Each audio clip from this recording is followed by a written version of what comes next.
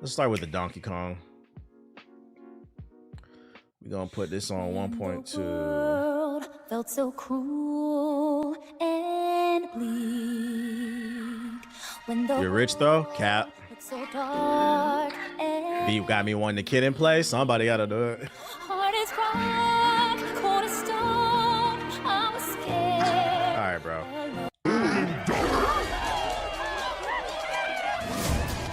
And buttery top.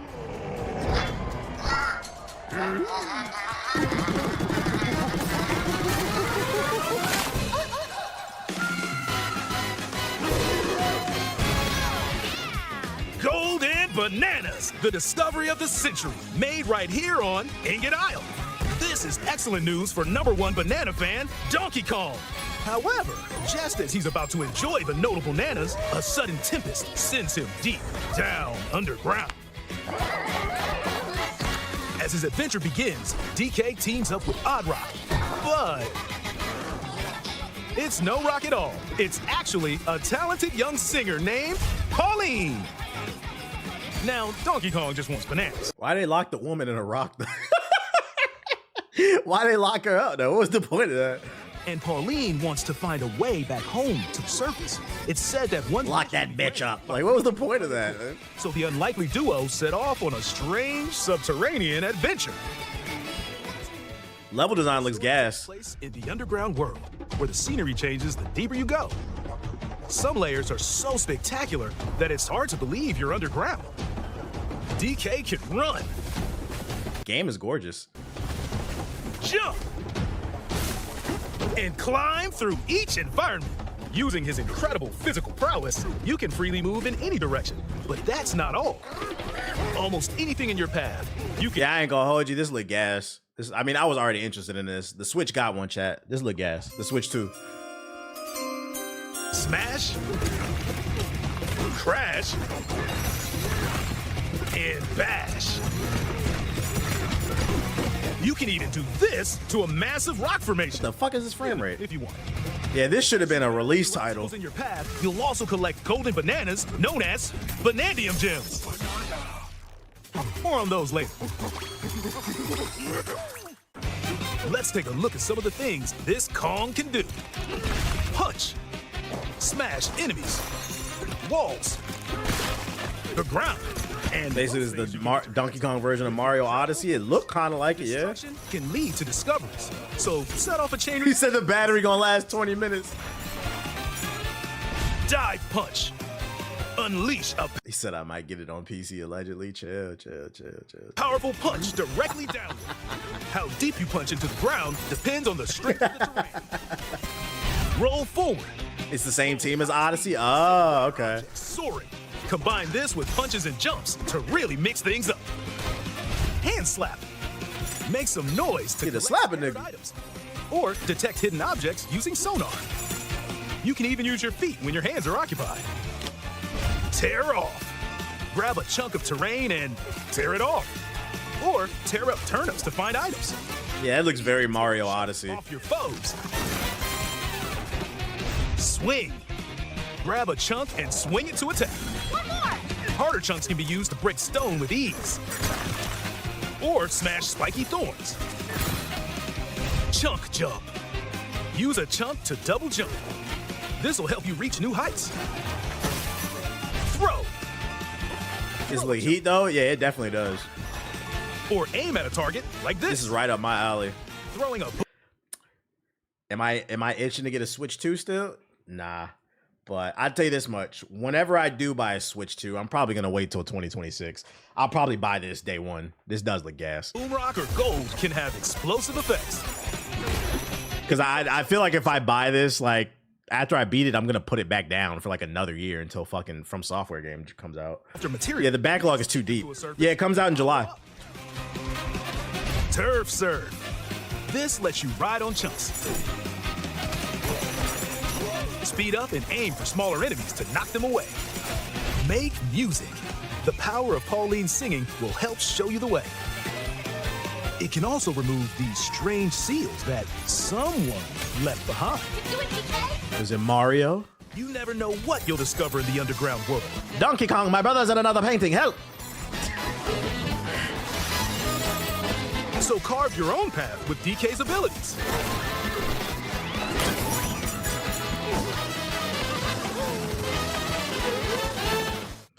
Yo, high key, this looks like it could be a game of the year contender. This shit look gas. I'm not even gonna. Yeah, I know I've been hating on the Switch too, but I can't hate on this right here. I can't. I got show love when it's deserved. This shit look gas.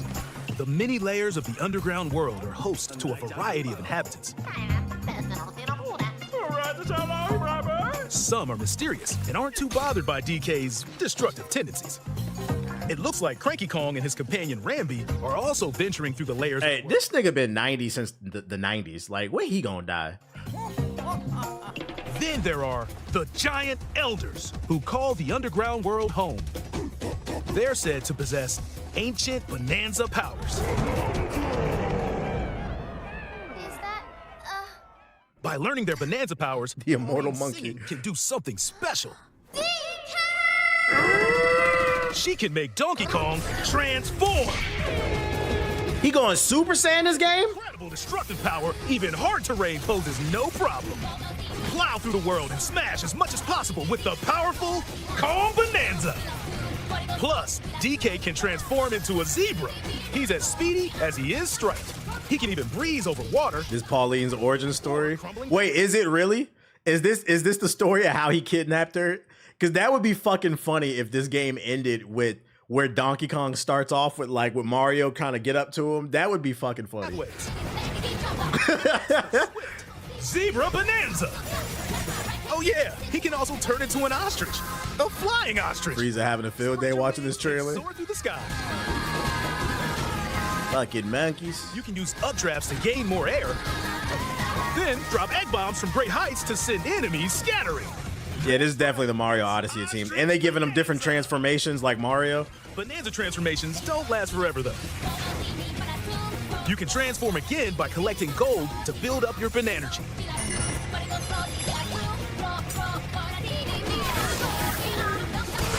You're not limited to when or where you transform, and you can swap between transformations. So get creative and use them as you adventure to the planet core. The movement looks smooth. Standing in our hero's way. Thank you. is You're the welcome, Void buddy. Company, You're welcome. The mightiest mining operation both above ground and below. Grumpy Kong works DK got a with snow bunny. gigantic corporate soldiers. You can't tell me that's not a Ganon reference right there. Grumpy Kong works to create gigantic corporate soldiers. Poppy Kong is responsible for subterranean info gathering. While Wait. Is Donkey Kong fighting capitalism? mining operation both above ground and below. Grumpy Kong works to create gigantic corporate soldiers. He is. Chat. They gonna call this game woke. This nigga fighting capitalism, bro. Responsible for subterranean info gathering. While Void Kong is in charge of the whole company. This nefarious crew is We're responsible fighting Nintendo. banana stealing maelstrom on Ingot Isle, and they're heading straight down to the planet core. the planet core? But no! I'm going with DK, so you just stay away! Voidco blocked off all the routes to the Wait. Pauline kind of young in this game, bruh. I know y'all was joking in the chat. Is this actually a Pauline origin story? Because that would be fucking funny. At the end of the game, it ends with you at the top of the thing and Mario trying to climb up there. And the plot twist is she actually likes hanging out with this nigga, bruh. Because she looks young right here. Stay away! Voidco blocked off all the routes to the lower layers, so no one could reach them. Don't touch me, Mario! DK and his It's not, it's just a new story. with the enemies guarding these routes. So use all the power at your disposal to take on a host of powerful foes. By defeating them, giant sinkholes will open, clearing a path to the lower layers of the underground world.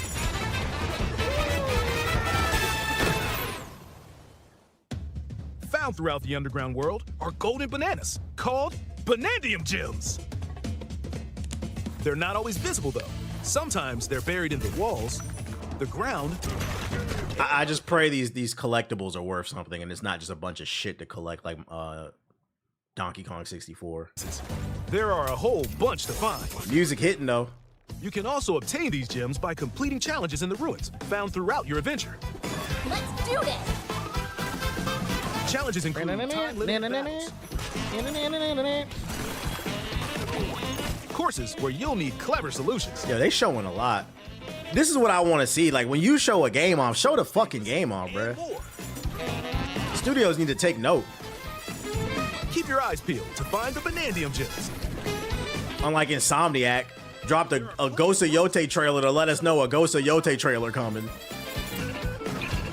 Could have just showed it the next one.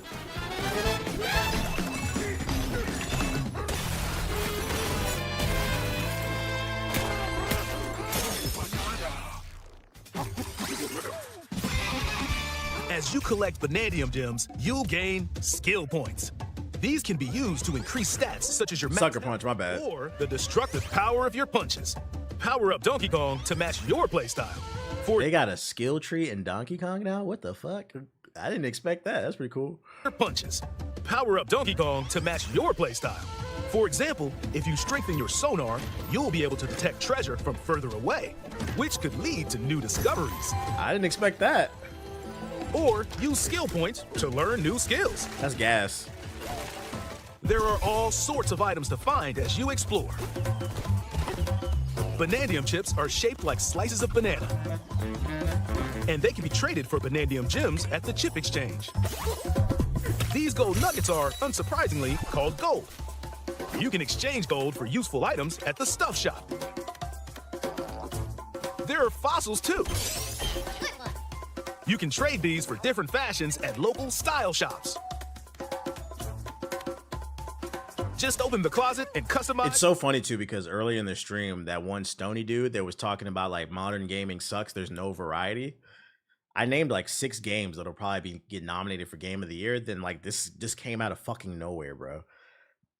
We didn't know this shit was coming out until they announced the Switch 2, and then it's coming out in July. Now they're showing the full thing. This is another game that looked like it could be a Game of the Year contender in terms of quality from the eye test. From the eye test, I would be shocked if this gets below an 8. Below an 8. Now, if it's more than an 8, we gotta see. But like from the eye test, this looks like at bare minimum an 8. the perfect fits for Donkey Kong and Pauline. Or even change up your fur color. No look is too much for Donkey Kong, or too little. Almost every article of clothing comes with its own benefits, so mix and match your look to suit the situation. Interesting. If you find a treasure chest buried in the ground, crack it open, and you might receive a treasure map showing the location of Banandium gems or fossils. Their locations will be marked on your map. Pretty helpful for finding collectibles. You can also see which fossils and Banandium gems you've collected, making it easy to see how close you are to completion. There's plenty more to do in the underground world when not adventuring. Need a rest? Carve out a space and enjoy a getaway where you can recover in bed. And enjoy listening to tunes with the music player. I'm never doing that. You might even find new DK Rap better be in there. Yeah, this looks like old school, just fun. When it comes to moving between layers, subterranean eels have your back. These eel elevators there it is. will help you easily Donkey move Kong. between layers you visited at any time.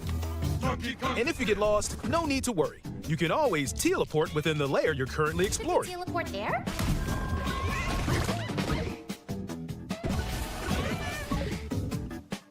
In photo mode, you can freely change the in-game camera angle and adjust other settings to snap pics. Pretty cool. Get a photo like this, or that. Unleash your inner shutterbug and create your own captivating scenes. I'm not gonna hold you. If I was consulting Nintendo, I would have told them to delay the Switch 2 release date. They should have put out the Switch 2 in July. If they knew this game wasn't going to be ready till July, they should have put out the Switch 2 in July, so this was a launch title. Like, this is coming out a month after the Switch 2. Then what would have happened is we would have still been upset.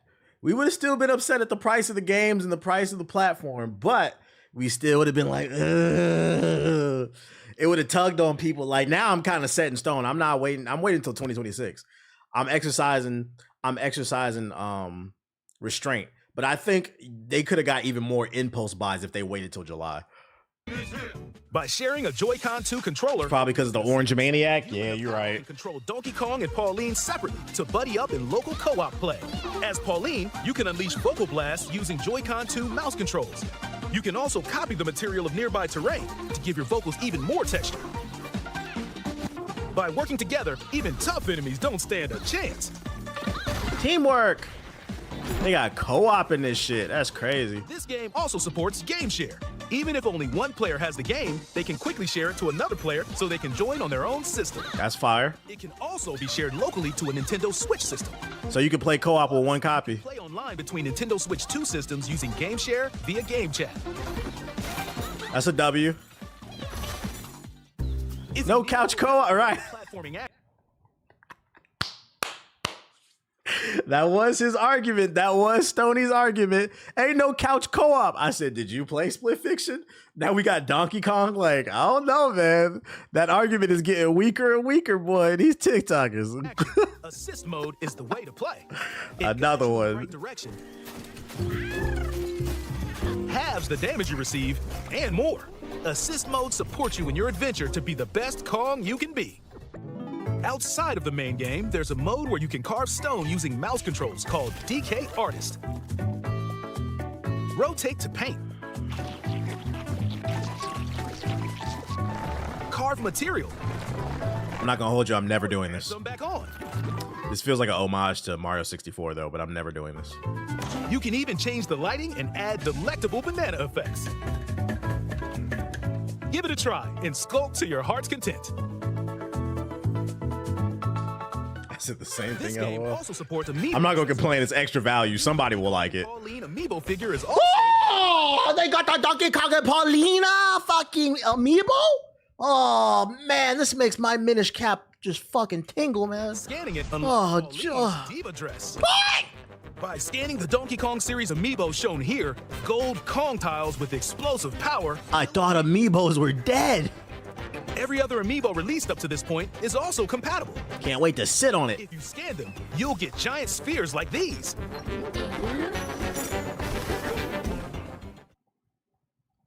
Chat, is it Mickey to play with amiibos? Okay. I love to sing more than anything. I have this dream. Maybe if we get to the surface, you and me, we can make it more than a dream. She's clearly friends with Donkey Kong, and she's younger. The plot twist is they get to the end of the game and Mario's the villain. Like by the time they make it to the surface, maybe she's like 18, like an adult, and then Mario shows up and tries to rescue her. I got you, woman. Is this monkey bothering you? That would be so fucking funny.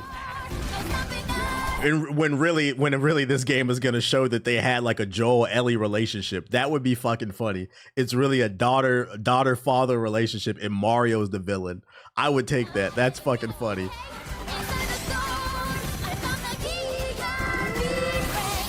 Join the powerful Donkey Kong and the talented singer Pauline as they set out. I thought Mario's were with Peach. No, in Donkey Kong, which is where Mario first appears, he's not trying to say Peach was introduced later. It was Pauline and the girl in that game.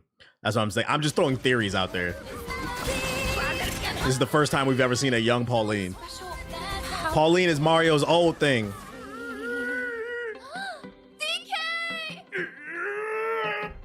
This nigga fart. Donkey Kong Bananza. Available July Crazy. 17th, only on Nintendo Switch 2. Pre-order. Yeah, like July 17th.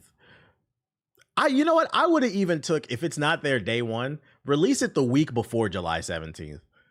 Release it like July 7th, and 1 week later, Donkey Kong is coming out. It gives people a week to play Mario Kart, and then the very next week, Donkey Kong is dropping. Like, why?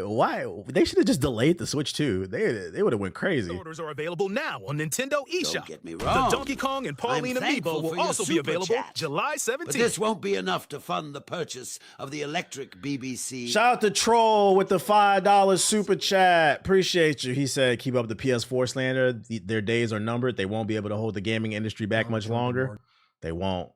We gonna keep waging war against the PS4 niggas. I'm not gonna hate. This shit is gas. This shit look fucking gas. Still not buying a Switch 2, but Hey, I'm happy for the Switch 2 owners. Y'all got something. I just hope y'all analog sticks stay on long enough to actually be able to enjoy this game. I just hope your rumble feature stays on long enough for you to enjoy the game. I just hope the battery stays alive long enough for you to enjoy the game. But other than that, this shit look fire, bro. This shit look fire, man. Pray for they don't get no stick drift playing this shit. This is a W for Nintendo. This game looks fire. I'm definitely copping it whenever I get a Switch 2, like next year. Oh yeah, and hopefully y'all docks don't blow up. What else we got? That's a W. Marvel Mystic Mayhem. What is this? You lost this. Just like Samara's big mommy milkers in my face. Yo, shout out to Chris with the gifted subs, the 10. I appreciate you. Big subs. Did you see the 90s Spider-Man TV show's getting its own comic book? Yeah, I said that's a day one cop. Yep. Second, you set foot in the dreamscape.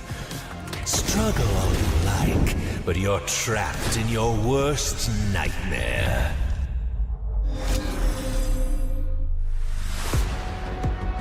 It is time for you to face the truth you. It's a mobile game. I'm gonna win that power back. Ah, it's good to be.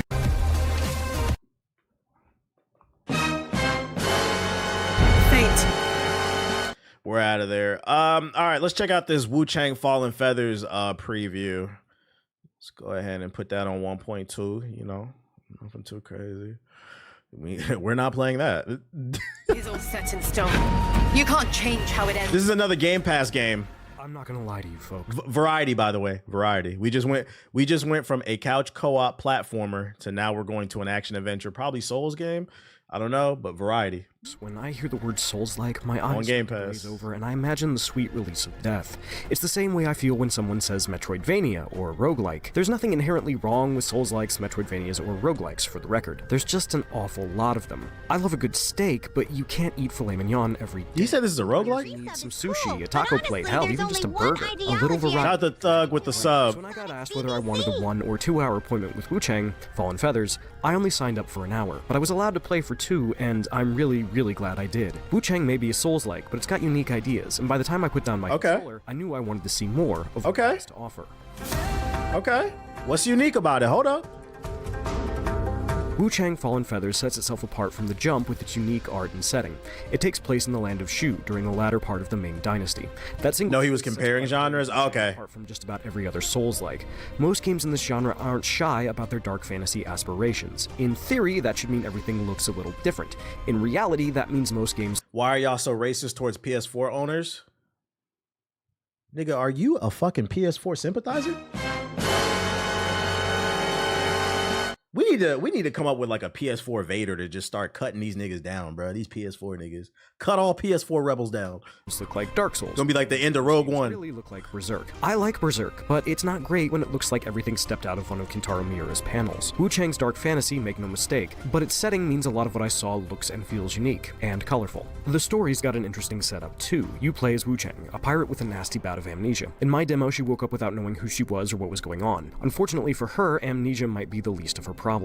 You see, Wu-Chang has contracted a disease known as the feathering. It starts small. Feathers form on your limbs, but as the disease progresses, you lose your memories, go mad, and undergo a, quote, monstrous transformation, unquote. There's no known cure, but that doesn't mean our girl is just gonna lie down. She's healthier than most, so she's going to look for a cure. The problem is, once most people realize you've contracted the feathering, they'll attack you on sight. It's a neat reason for why just about everyone in Wu-Chang, though not all, there are plenty of people still willing to help you, will attack you as soon as they see you. And the feathering isn't entirely a curse. It also gives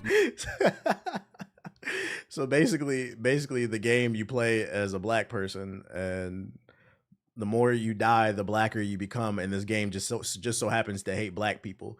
The blacker you are, the more they're gonna fucking attack you, bro. This is crazy. Wu-Chang access to very powerful magic. Unlike most other Souls games, you don't have to equip or spec into magic for it to be used. There goes that goddamn feather. So the game is promoting racism. That's fucking funny, bro. Them goddamn feathers in our neighborhood. The other big thing is make each of its weapons unique. Each one is different in very subtle ways. The great axe in my demo could block, but parrying was a technique that was essentially reserved for a longsword. Other weapons didn't have either ability, opting instead for attack skills to lay on the hurt. And you can't just fire off those skills any time, either. Using them, aside from block and parry, which you always have, provided you've equipped a weapon with them. So there is a parry system. Which you build by pulling off perfect dodges or parries. Nailing perfect dodges and parries Also, charges your magic. Wu Chang isn't quite Nice. as fast as Bloodborne, but it's faster than most Souls-likes and encourages you to be aggressive to build those charges. The I like damage that. is still here against bosses, and you shouldn't charge in blindly, but Wu Chang is less about waiting for enemies to whiff an attack and punishing them, and more about forcing them to swing at you, building those charges, and then cashing in for big damage, either through weapon abilities, magic, or attacks that deal damage while switching to your other equipped weapons. It's a nice change of pace from traditional This looks Souls, much smoother than the forces you last to time take I seen risks this to game. gain access to your best stuff. Even leveling up is its own thing. Instead of dumping points into your core stats, you fill out a skill tree for everything from big-ass weapons skill to tree. upgrading your flasks. If you want specific stats, you'll get them through the armor you equip. There's no shortage of outfits in Wu Chang, from the traditional to the risque, and there's no shortage of fan service in Wu Chang. But you're not Okay, just playing booty fast hanging and out. or looking at core stats. Where the gooners You at? always want to make sure you're picking the right resistances. If you're losing to enemies with swords, you might want some slashing resistance. Getting smashed by a big hammer, bludgeoning resistance is the way to go. Magic got you down, get some magic resistance in you. These choices matter, and I appreciate that your gear matters, even if I could have done without some of the fan service. There are BBL still outfits. bonfires. Here, they're shrines. and BBS. resting at them, which in Wu Chang is known as entering the tree. I'm definitely doing a BBL playthrough. playthrough. Defeated. Even that, though, isn't necessarily safe. The first time I entered the dream in my demo, I was attacked by a large bird-like boss. I lost the fight that followed, but when I went back to the dream, the boss wasn't there. I couldn't tell you what the deal with that was, but it was interesting, and I kept wondering when, or if, I would get another shot at him. I didn't, but I'm interested in getting another crack at him and figuring out what that stuff is all about. Speaking of bosses, I did get to square off with 3 of them during my time with Wu Chang, and none of them corresponded to the big dude in armor stereotype. From Software got that right with Artorias the Abyss Walker, and they, and many others, have leaned on similar versions of that fight since. Often imitated, never duplicated, as the saying goes. Wu Chang isn't interested in sitting down at that table, though. Instead, everyone felt very different. The first was a masked man with a halberd. He definitely had a range advantage on my longsword and great axe combo, but that was fine with me. I wanted him to swing at me so I could build charges and then use my great axe to lay down the law. This boss took me quite a few attempts, mostly because I'd think I had an opening when I really didn't, and get cooked for trying to attack when it wasn't actually my turn. Once I got his patterns down, though, I was building charges and spending them efficiently, dodging through his attacks and landing big swings of my own, and when I needed to back off, I could cover myself with magic. The second fight was against someone who seemed to have been transformed by the feathering. This was more acrobatic. The boss would leap into the air and attack from range, forcing me to time my dodges to avoid projectiles and keep from committing until I absolutely had to. I didn't find it nearly as hard as the first. It took me just a couple of tries, but I did appreciate the change of pace. The last fight, whew. This nigga's also playing with summons too. He said it wasn't that hard. I'd imagine it wasn't that hard when you jump in the boss, nigga. The fuck? Where that shit at? There you go, right there. Nigga playing with summons. It wasn't that hard. Couple of tries, but I did appreciate Fraud alert. the last fight. Whew, that last fight. Only one person at the entire. I'm gonna take that with a grain of salt, the demo, difficulty and I'm sad statement. to say it wasn't me. While the other 2 fights were all about dodging, this one, against a woman wielding a sword, forced me to parry. Even with the right weapon and good timing, she was a difficult fight. Incredibly fast, aggressive. I like that he's saying everyone feels If I tried to unique back though. off to heal, she was in my face. Even when I parried her successfully, I had to be careful. I often only had time for a single counterattack before she'd hit me again. It was a brutal fight, and I didn't win, but I appreciated how hard it was, and how I'd have to change my strategy for each boss. I can't wait for another crack at her from the comfort of my couch. And that sums up You peep how he said that boss was really hard and he didn't have a summon, but the one before that, he was like, yeah, this boss is easy because you jumped it. That's why. my feelings with Wu Chang as a whole, really. I got a ton of time with it, far more than anything else I played at Summer Game Fest, and I left satisfied with what I'd seen. But I was also excited to see more. Not bad for a Souls-like, right? For more, check out our previews of Invincible Versus and Ninja Gaiden 4. It looks like it's good. It's gonna be on Game Pass. I'm not gonna lie, I was not sold on this game. The first time they showed this shit, it looked really rough. It looked really jagged, but it looks much smoother. And I'm glad to hear that he's saying that the boss designs are very unique. It's gonna challenge different aspects of the game, so you're gonna have to learn the mechanics in and out. I'm interested in it. Am I super high on it? No, but I mean, it's on Game Pass. I'll try it. It looks promising. We will check it out. We will check it out. Shout out to them with that preview. When does it come out? That is a good question. I think next year. Wu Chang release date July 24th. Yeah, so late next month, July 24th. And it's on Game Pass. So I mean, it'd be free if you got Game Pass. What else we got to look at? Oh, Borderlands preview. What they talking about on this Borderlands? There's a lot of content today. Put that on 1.2. This year? This year. I think it's cool. No variety though. By the way, we just went from a preview of a platformer that has couch co-op and online co-op. We just saw a fast-paced Souls-like action game, and now we're looking at a looter shooter. No variety though. Cool to consistently label the Vault Hunter Pick a game, as play across something, chat. multiple games with the same title of Siren, so that I and so many others can correctly pick who to play. But I didn't see the basketball. Whatever the latest Borderlands game is. And who wouldn't want to play as the Siren, the mystic-like class that can warp reality with their mind to support allies or unleash massive destruction? No one. That's who. So, of course, This is hell for my analysis paralysis. Vex is going to be a blast. Now, Yo, their footage is hella ashy. For 3 hours at preview event, we were only allowed to try 2 of the 4-player Vault Hunters, the aforementioned Vex and Rafa. It looks like a Halo gun the way it's sure, shooting. maybe the Gravatar or Forge Knight do end up being more fun to play than Vex. I doubt it though. Lilith, Maya, and Amara are my favorite characters in their respective games, so why would Vex break that trend? Especially since Borderlands 4 clearly does not break trends anywhere else. The latest entry does change things up by implementing firearm customization, adding more types of movement and quality of life features, and replacing auto-healing with healing items. But even if it does play better... Why is IGN preview ashy sometimes? I thought I was the only one who noticed. This the only thing I can think of why this is ashy is because I do know sometimes when you go to these preview events, it's always 50-50. When you go to the events, sometimes they say bring your own equipment. And then other times they'll be like, oh, we have something set up for you. A lot of times when they have shit set up for you, the equipment be ass. They be having like a Turtle Beach headset as the fucking mic. They be having an Elgato from like 10 years ago. So like that could be why the footage is ashy. But anytime they let me bring my own shit, usually I get good footage. feels like every Borderlands game that came before it. If you have played Borderlands, Borderlands 2... Because you gotta keep in mind, they're not content creators, so they might not know the latest and greatest tech for recording. Borderlands 4. The answer was inside you all along. The trends remain unbroken. Borderlands 4 looks to be a familiar experience that continues to deliver what fans want from the series. As GameSpot's resident Borderlands sicko, I don't think that's necessarily a bad thing. I have enjoyed playing the Borderlands games. No one want to pay for it? Like Nah, that's facts. An experience that I have liked in the past. But if you've never liked Borderlands or have fallen out of love with it in recent years, this game isn't likely to suddenly change your mind. My hate has reached capacity. The latest game in the sci-fi looter. Yeah, most people use Elgatos to record gameplay. What's best is who you ask. I mean, some people might like Avra Media more. There's some other smaller brands. If you're on PC, I just recommend using Shadowplay. It depends. But yeah, for console, I use Elgato, and then for PC, I'll use Shadowplay. Series seems to take cues from Destiny. If you're on AMD PCs, I don't know what to tell you. Glide, grapple, and Good luck, hover nigga. bike through, while random event-like encounters pop up, and a round and floating robotic companion points you to your next objective, scans and fixes machines you find, revives you when you die, and digitally constructs your hover bike.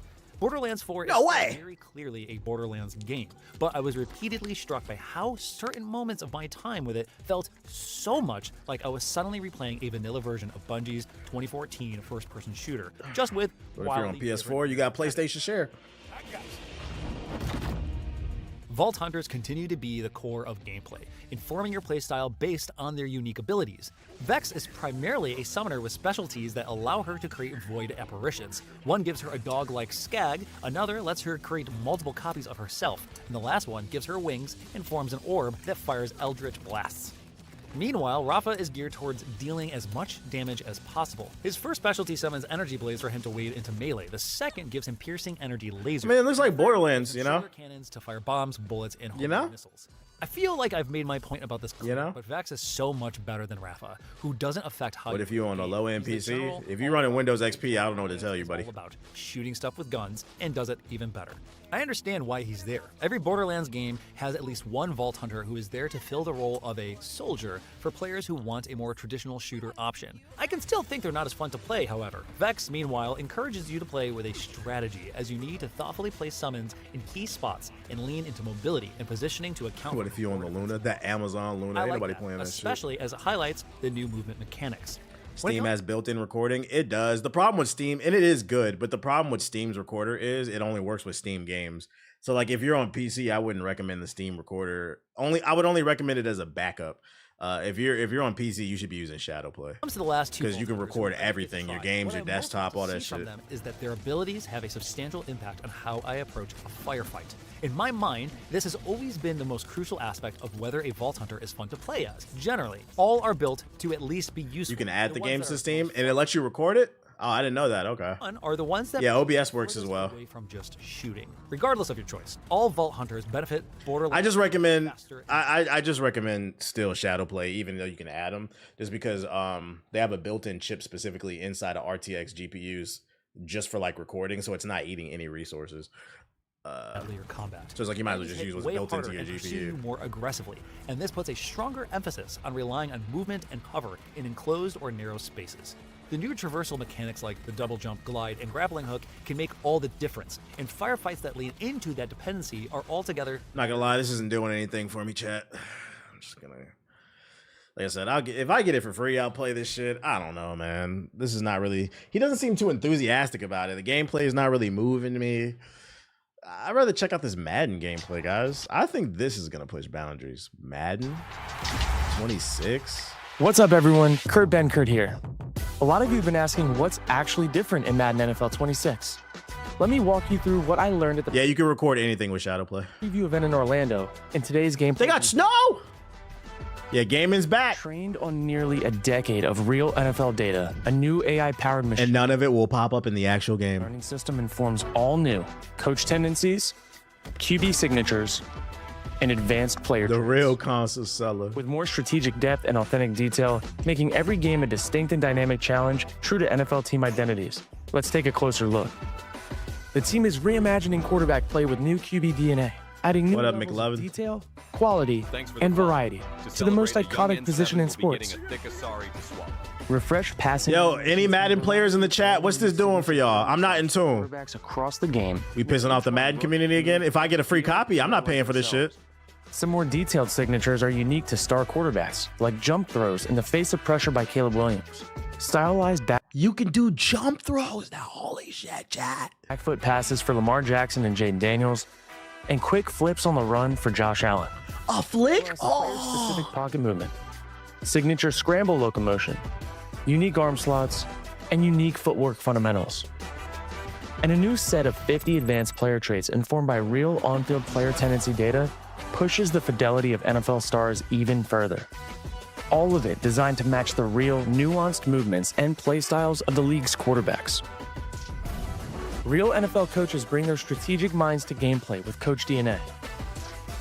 New predictive play call AI, built on real coaching data straight from NFL, AI? defines each team's unique identity.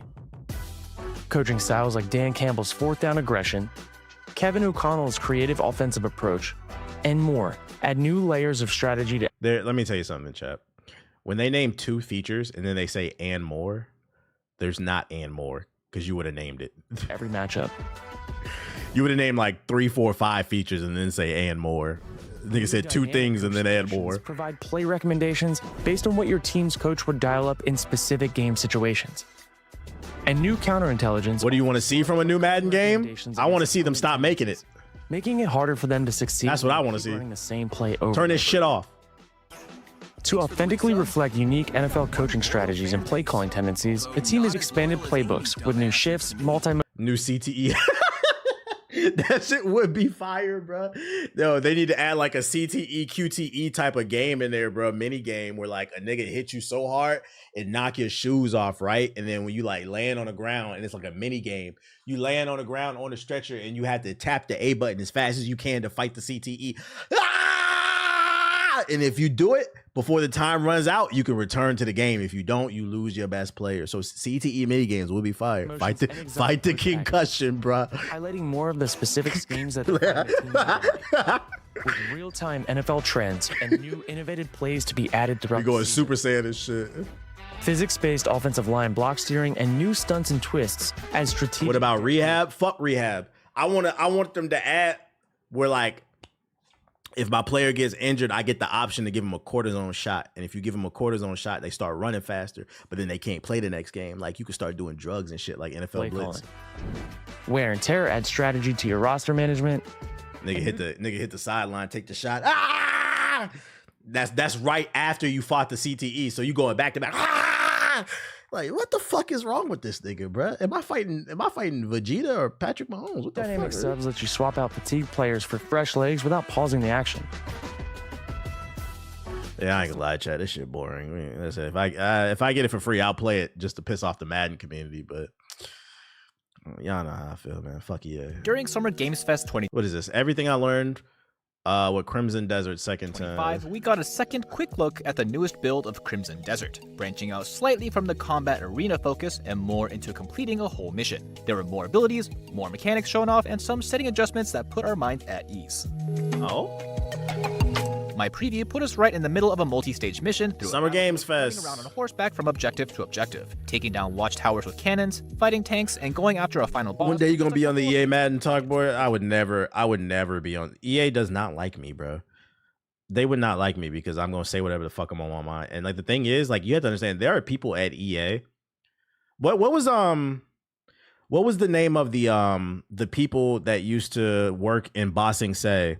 Was it the Dali agents, the ones that would like swoop you away if you said something they don't like the chick that was like, "There's no war in Bossing Say." The Dali, EA has the Dali, bruh. Like that's a real thing. I'm pretty sure I told the story because like it was some EA event I went to like probably almost 10 years ago. I'm old.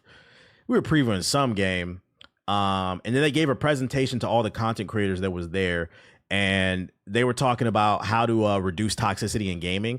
And they were talking about all this stupid shit, right? So then I said to them, I said, hey, have you guys... So they started taking questions from the crowd. So I grabbed the mic and I asked a question. I stood up. I said, hey, I agree. We should be reducing toxicity in games. But I was like, have you guys ever thought about what you can do more so on your side? Because I was like, my suggestion is, I was like, let's look at all the microtransactions and loot boxes you guys put in your games. I was like, when you put those in your games, you do realize you create resentment from one side of the community to another, because one side of the community can afford all this stuff and they're getting these advantages over people. And then there's the other side that can't afford it or they don't want to afford it. And now you have a group of gamers that have an advantage over another one, or they have like these cool items, and it creates toxicity over the mic because people are like, you bitch ass nigga, like you paid for this shit, da da da da da. I asked the question, I was like, so what can we do to improve the business practices at EA, right? They was like, that's a good question. Does anybody have any other questions? I swear to God, they blew me off. I'm not making this up, right? So this is where it comes full circle, and this is why I brought up the Dali, right? After that, I was like, okay, these niggas is not gonna answer the question. After that, I walk out of the room, right? I swear to God, I'm not, may God strike me down. After this meeting, I walk out the room. Within 5 seconds of me stepping out of the door, a woman pulls me to the side. She grabs me by the arm with the biggest smile, just like that woman that says, there's no war in Bossing Say. She grabs me by the arm. She's like, hey, were you the one that asked the questions about microtransactions or whatever? And she was like, yeah, great question. I was like, yeah, that was me. My bad. It wasn't a woman. It was a dude. I was like, yeah, what about it? He was like, look, man, you have to understand. People love microtransactions. So it's like, I understand where you're coming from, but people are buying them. So like, you can say this, that, and the third, but the people love them.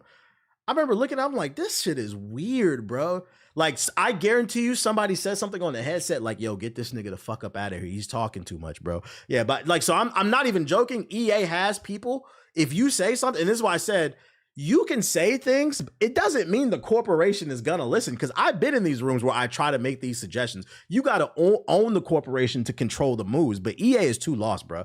All they care about is money. I was like, these niggas is weird. He had the biggest smile on his face. They love the microtransactions. Why would you say that?